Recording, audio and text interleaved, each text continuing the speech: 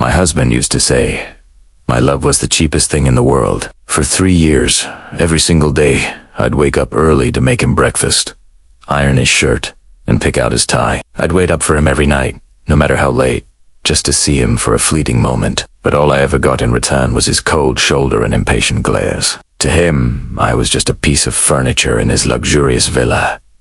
Something he barely noticed. He was a man who had everything: wealth, power, and the adoration of countless women. I knew I was just an ordinary girl, not worthy of standing beside him.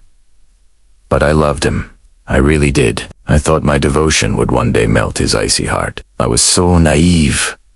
The final straw came on our 3rd anniversary. I spent the entire day cooking his favorite dishes, filling the house with flowers, and putting on the dress he first saw me in. I waited and waited. The clock ticked past midnight, and the food grew cold.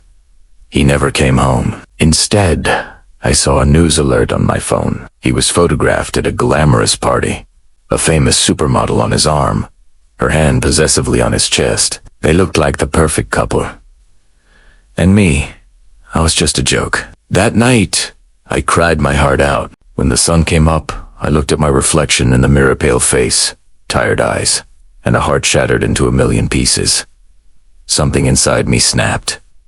I was done. Done being the doormat, done being invisible, done loving a man who would never love me back. I packed a small bag, leaving behind the wedding ring he'd tossed at me 3 years ago. On the table, I left a signed divorce paper. I walked out of that house without looking back, leaving behind 3 years of unrequited love and endless heartache. I didn't have much money, but I had my freedom. I found a small apartment and got a job at a local cafe. It wasn't glamorous, but it was mine. For the first time in years, I started living for myself. I made friends. I learned how to bake.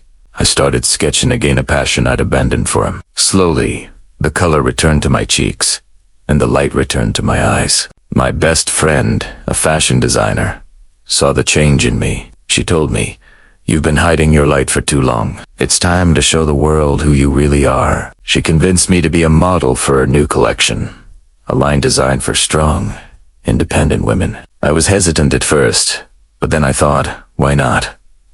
The fashion show was a huge, high-profile event. The kind my ex-husband would attend. A part of me was nervous, but a bigger part felt the thrill of rebellion. My friend designed a stunning, fiery red dress for me.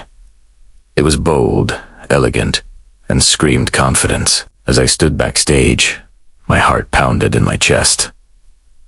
This wasn't just a catwalk. It was my declaration of independence. When it was my turn, I took a deep breath and stepped into the spotlight. The runway felt like a path to a new life. I walked with my head held high, my gaze steady, a smile playing on my lips. I felt powerful.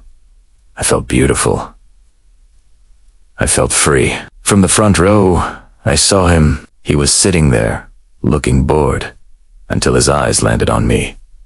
His casual expression froze. His jaw tightened, and the wine glass in his hand stilled halfway to his lips. For the first time in 3 years, he was looking at me.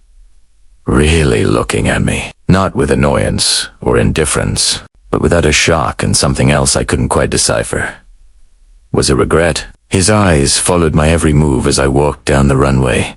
The confident sway of my hips, the sparkle in my eyes. The woman beside him, another one of his fleeting companions, tried to get his attention, but he didn't even glance at her. His world had narrowed down to just me. After the show, he cornered me backstage. "What do you think you're doing?" he demanded, his voice rough. He grabbed my arm, his touch possessive, just like old times. But this time, I wasn't the timid girl who would flinch. I calmly pulled my arm away. "I'm living my life," I said, my voice even. "Something you never let me do." He looked stunned, as if he couldn't believe I was talking back to him. "Living your life?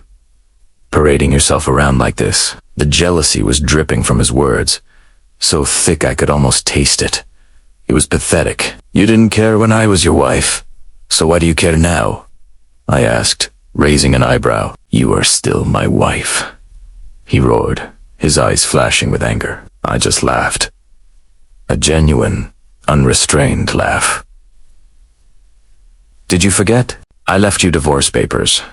Or were you too busy to notice? His face paled. It was clear he'd never even looked at them, tossing them aside like he tossed me aside. I never signed them, he said through gritted teeth. I'm not letting you go. Before, those words might have made my heart flutter. Now, they just sounded like a threat from a man who couldn't stand losing control. You don't get a say in it anymore, I said, my voice firm. You taught me that my love was worthless. Well, guess what? You were right. It was worthless when I gave it to you. But now, it's the most valuable thing I have, and I'm saving it for myself. He stood there, speechless, watching as I walked away. In his eyes, I saw a storm of emotions, anger, confusion, and a dawning, painful realization. He was finally seeing what he had lost. He started calling me, texting me, showing up at my apartment and my workplace. He sent flowers, gifts, things he never once did during our marriage. He apologized. He begged. He promised to change. He said he realized he loved me the moment he saw me on that runway. The moment he thought he might lose me for good. It was all too little, too late. His apologies couldn't erase the years of neglect. The nights I cried myself to sleep. The utter loneliness I felt while married to him. One evening, he was waiting for me outside my apartment in the rain, looking like a lost puppy. Please, he said, his voice breaking. Give me one more chance. I'll spend the rest of my life making it up to you. I looked at him, this powerful man, now completely undone. I felt a flicker of the old pity, the old love. But then I remembered the woman I had become, the woman who found her own strength, her own happiness. The woman you loved on that runway, I told him softly, was born from the ashes of the girl you destroyed. I had to lose you to find myself, and I'm not willing to lose myself again. Not even for you. I turned and walked into my building, leaving him standing in the rain. This time, I was the one who didn't look back. My future was bright, and it was a future I was building for myself, by myself, and it was more beautiful than any life he could have ever offered me.